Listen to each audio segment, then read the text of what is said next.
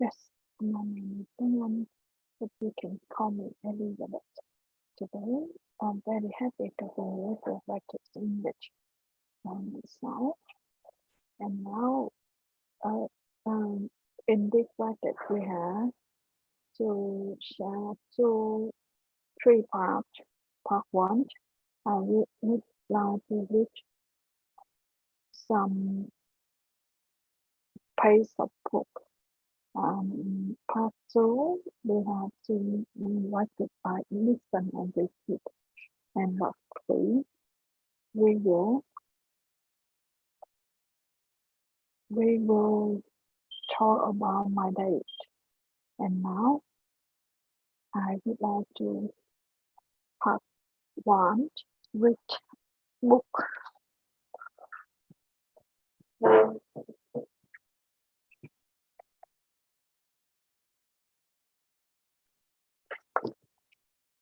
Now we continue.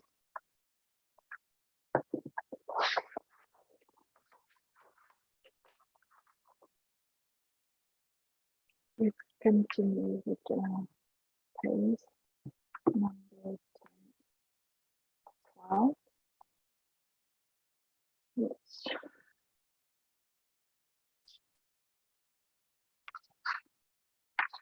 Yes. When I talk to students or young adult listeners, I often say that life generally can be divided into the third the first third, creating education or training for a future career.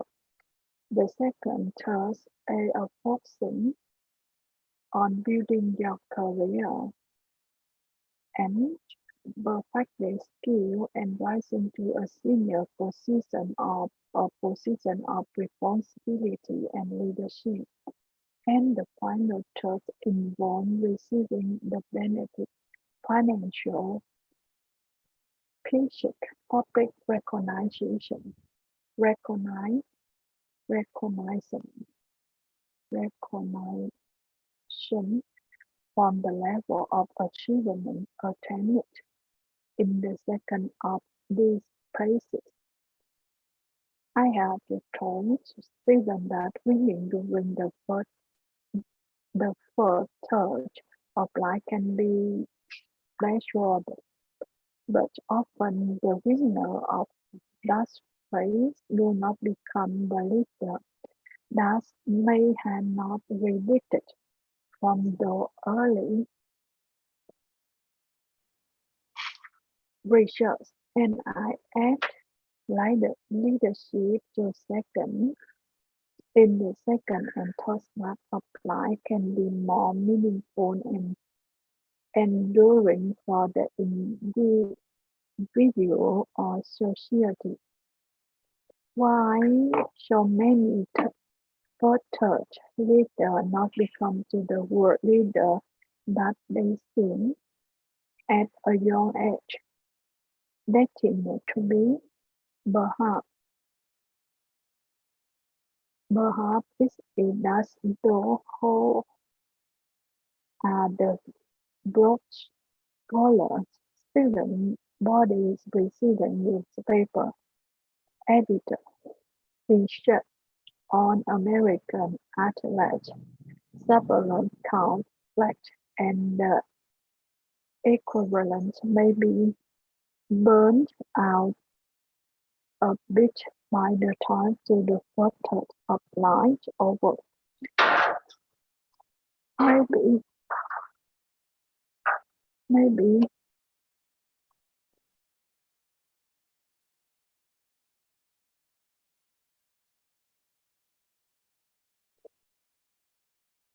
Maybe the course of a little after the first part, or perhaps they can know that being a week later is not at all that it is a racket up to be so what push oneself in the other two thirds of life.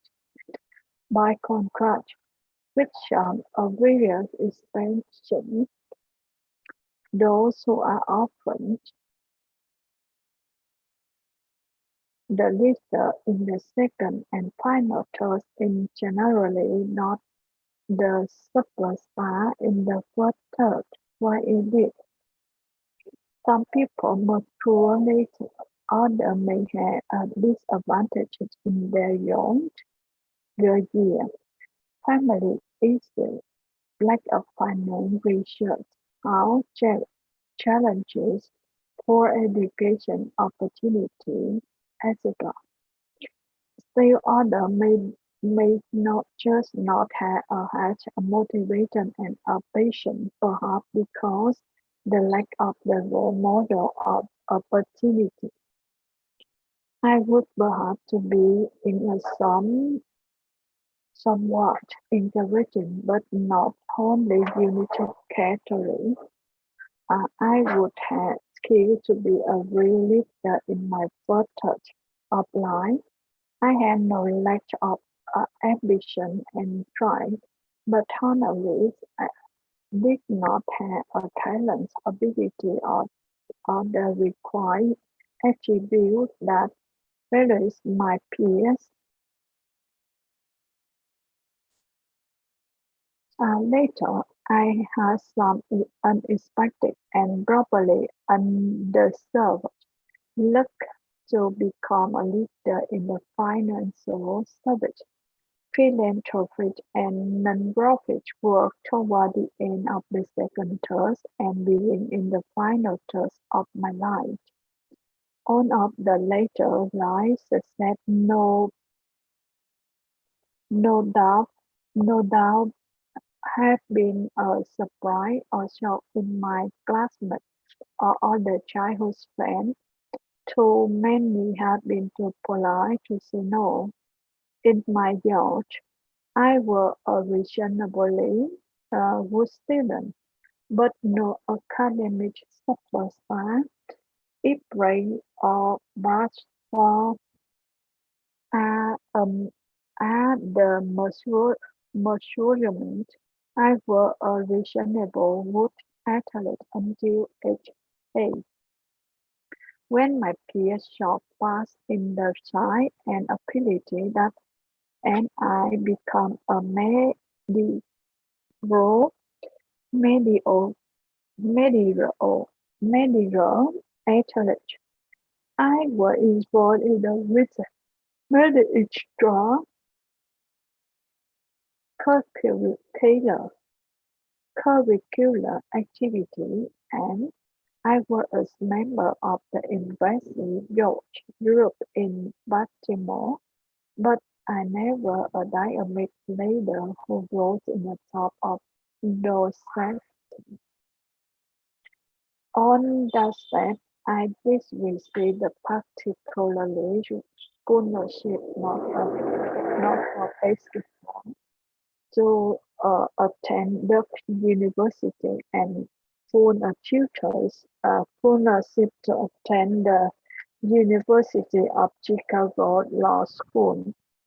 I needed a scholarship. My father worked in the post office, earned a modest salary, and I did get a job at the well-known New York law firm of Paul, Weiss, Rifkin and Weston and Garrison, which were appealing to me because the presence from the mm, for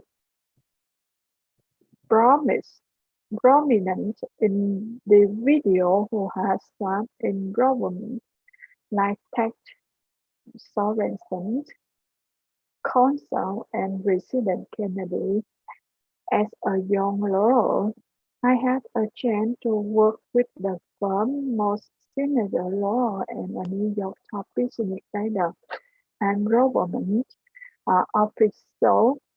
When I assigned to work of the pending bankruptcy of New York City, I enjoyed that government-related work and feel that working in the government would be more rewarding. The lower compensation were of no real concern that money how no real enrichment to me. I had never had much money, and I did not honestly aspire to make too much policy, and public policy were much more alluring. I had stayed at Paul West, and I may have developed the specially become partner and began before the next four-plus year until the fourth retirement that such firms now impose on their 65 to 7 years old partner. But that last one, enviable perhaps to a savvy of flowers, would probably not have given me the opportunity to become much a player in the world government service or positive. So I left after just 2 years to chase the dream from the work of the federal government and until minute ultimate ultimate being a White House staff and resident advisor like that show Florence. Florence. Yes, that is very nice for the reason, and I think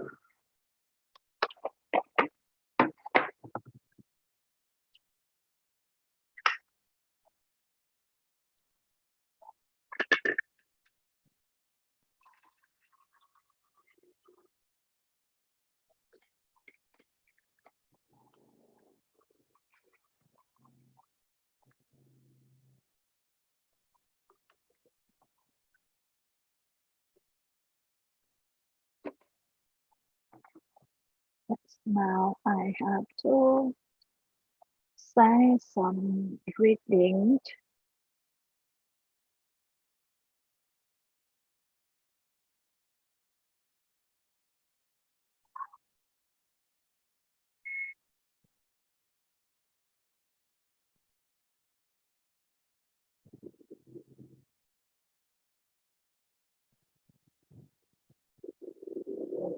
I will buy some uh, reading book.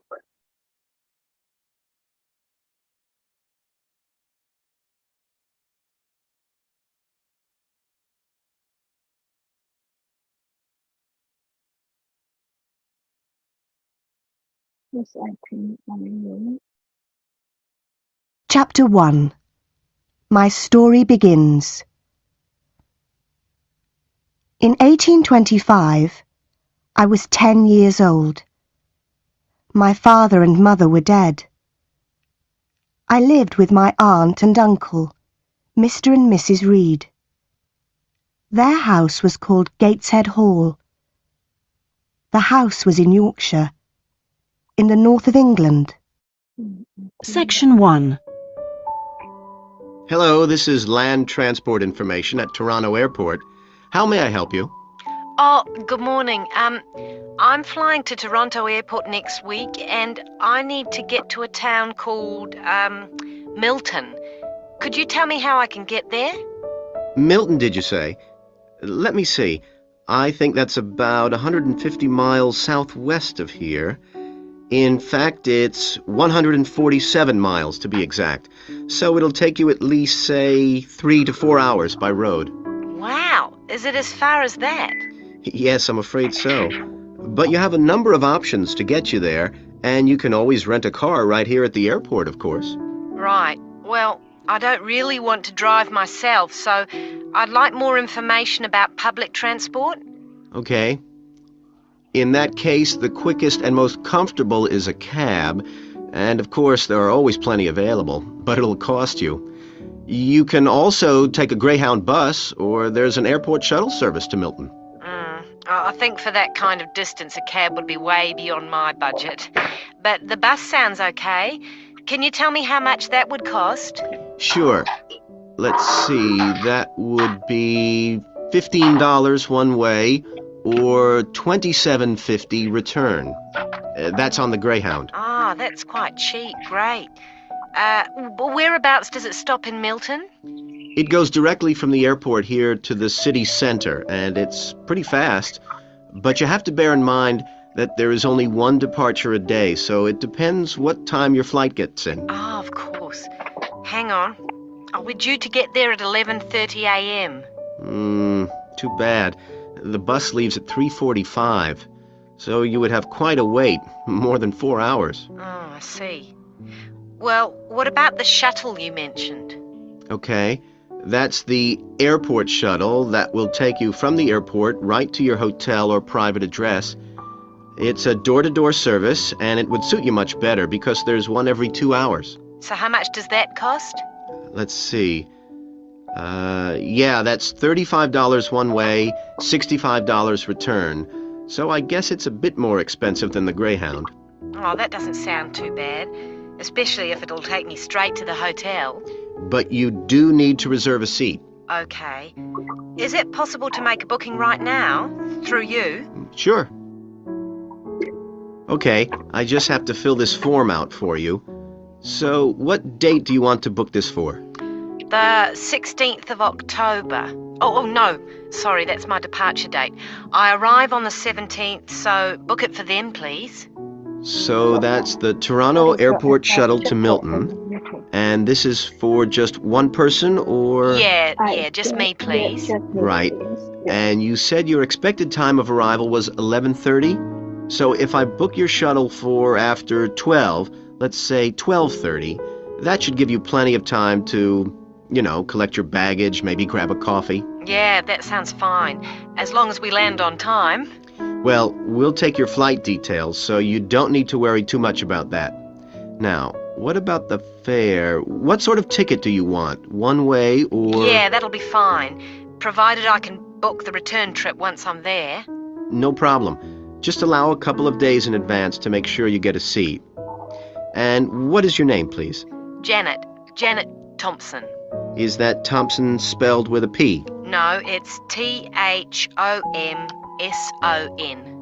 Okay. And you'll be coming from the UK? What flight will you be traveling on? Oh, it's Air Canada flight number AC936 from London Heathrow. Right. Now, do you know where you'll be staying? We need to give the driver an address. Yes, it's called the Vacation Motel, and I think it's near the town centre. Anyway, the address is 24 Kitchener Street. That's Kitchener Street. That's fine. Right, so that's $35 to pay, please. Have you got your credit card number there? Yes, it's a Visa card, and the number is 3303 8450 2045 6837. Okay. Well, that seems to be everything. Have a good trip, and we'll see you in Toronto next week. Yes, bye. Oh, thanks for your help. Section 2. Thank you all for coming to my talk this evening. It's nice to see so many people in the audience. For those of you who don't know very much about PS Camping, let me start by giving you some background information about the company. The company started 25 years ago. It actually opened as a retail chain selling camping equipment, and then, 20 years ago, it bought a small number of campsites in the UK and began offering camping holidays. The company grew rapidly and has been providing holidays in continental Europe for the last 15 years. If you book a camping holiday with us, you'll have a choice of over 300 sites. In Italy, we now have some 64 sites that we either own or have exclusive use of. France is where we have the majority of sites, and we currently have a project to expand into Switzerland. We also have a number of sites in northern Spain, particularly in the mountainous region of Picos de Europa. We've upgraded all these Spanish sites and improved them considerably from their original 3-star rating. We believe our holidays offer superb facilities for the whole family. Parents who want their children to be fully occupied for all or part of the day can take advantage of our children's activities. These are organised by our well-qualified and enthusiastic staff. Each day kicks off with a sports match, perhaps football or volleyball, followed by an hour of drama for everyone. This may include singing or dancing, mime or other activities. In the afternoon, there's a different art activity for each day of the week, including a poster competition or model making. What's more, our sites are truly child-friendly, and with this in mind, we operate a no-noise rule in the evenings. Children's evening activities usually finish at 9:30 or occasionally 10. And from 10:30, holidaymakers are expected to be quiet in the areas where there are tents. We want nothing to go wrong on a PS camping holiday, but if it does, we also want all our customers to be insured. If you haven't organised an annual insurance policy of your own, you'll need to take out the low-cost cover we offer, and we require that you arrange this when you make your holiday reservation. There are many advantages to choosing PS Camping and to recommending it to others. As a regular customer, you'll be kept informed of special offers, and your friends can benefit from 10% off their holiday, or book a luxury tent for the price of a standard one. In return, we'll send you a thank you present, which you can choose from a list of high-quality items. When it comes to our tents, these are equipped to the highest standard. We really do think of every essential detail, from an oven and cooking rings fueled by bottled gas to mirrors in the bedroom areas. If you don't want to cook indoors, you can borrow a barbecue if you ask in advance for one to be made available. And there's even a picnic blanket to sit on outside your tent. Inside, a box of games and toys can be found, and children's tents can be hired if required. All tents have a fridge, and if you want to spend the day on the beach, for example, ask for a specially designed PS Camping cool box, which will keep your food and drinks chilled. There are excellent washing facilities at all our sites, with washing machines and clothes lines in the central areas, along with mops and buckets in case your tent needs cleaning during your stay.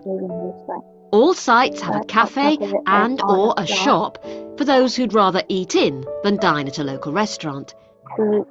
Section 3. Well, you've both been looking at different styles of managing individuals in companies and the workplace. How's the research going, Philip? Well, I've been looking at why individualism, individual differences, are such an important area of management studies. When you think about any organisation, be it a family business or a multinational company, they're all fundamentally a group of people working together. But it's what these individuals contribute to their places of work that makes you realise how important they are. Of course, they bring different ideas, but it's also their attitudes and their experiences of learning. Diversity is important in these areas too. So why do people behave so differently from one another at work? There are lots of reasons, but research has shown that a lot of it comes down to personality. And the other factor is gender. It's a well-known fact that men and women do lots of things in different ways, and the workplace is no different. Did you look at the effects of this variation on companies? Yes, I did. On the positive side, exposure to such diversity helps encourage creativity, which is generally an asset to a company. But unfortunately, individual differences are also the root of conflict between staff, and they can lead to difficulties for management, which can sometimes be serious. Thanks, Philip. So now I guess the two main things to remember here are to identify individual talent and then to utilize it. So Janice, you were looking at identifying different talents in workers. Do you think this is easy for managers to do? Well, currently teamwork is in fashion in the workplace, and in my opinion the importance of the individual is generally neglected.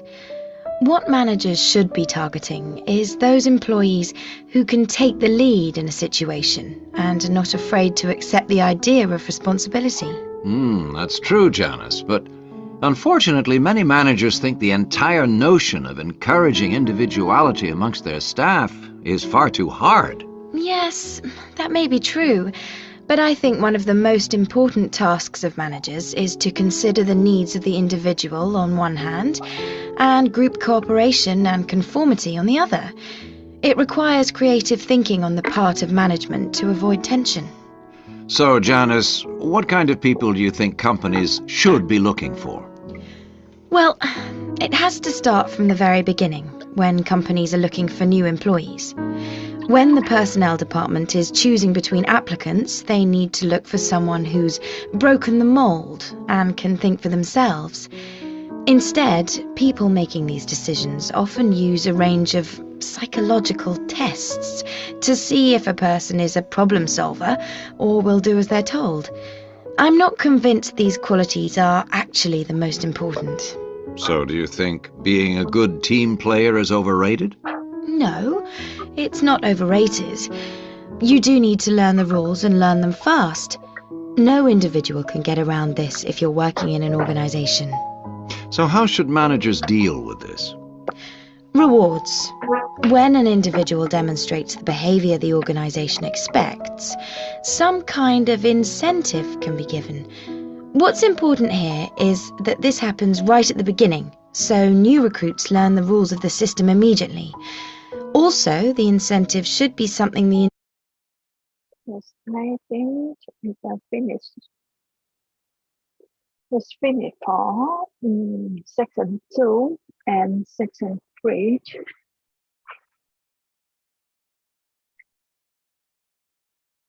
And we continue with my routine. And but today is the second day of my course with Mr. Canby. And I learned a lot from him about how to build and lead and how to take my staff and how to use how to list my staff, my team, and I study from 8 to 3 p.m. and then I go to the church.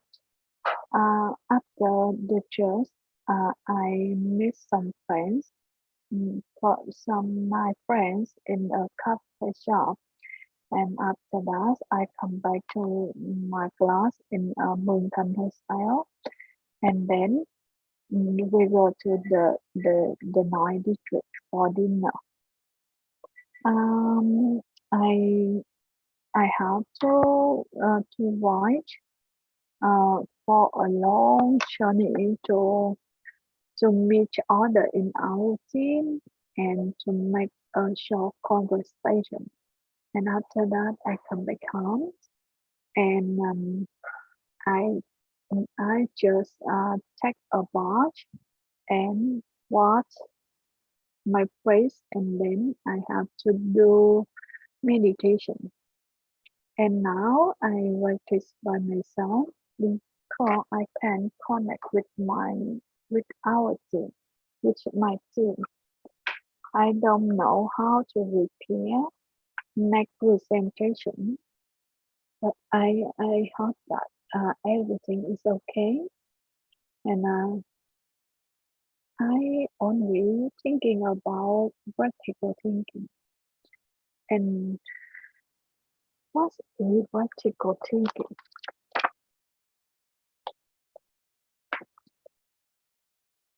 Practical thinking is a kind of thinking in which you question, analyze it, interpret,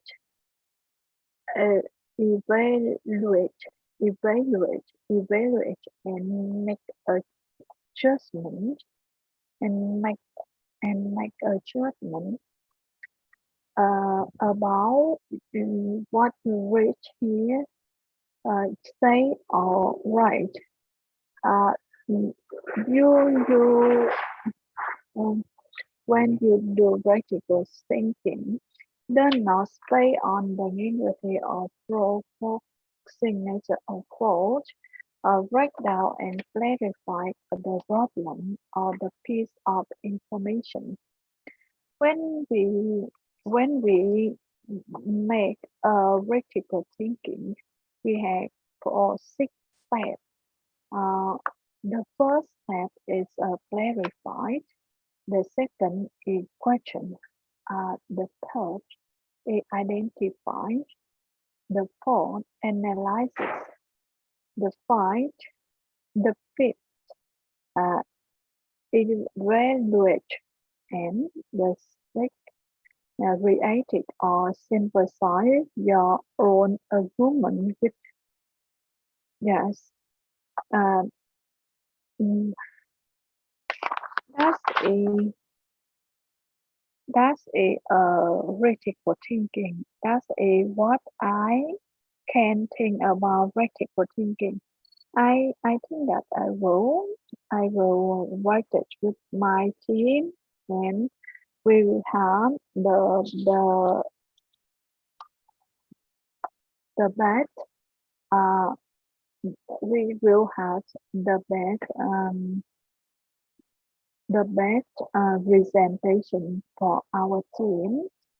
And about critical thinking, how do you think about critical thinking? Critical thinking has six steps. Six steps. One, clarify. Two, question. Three, identify.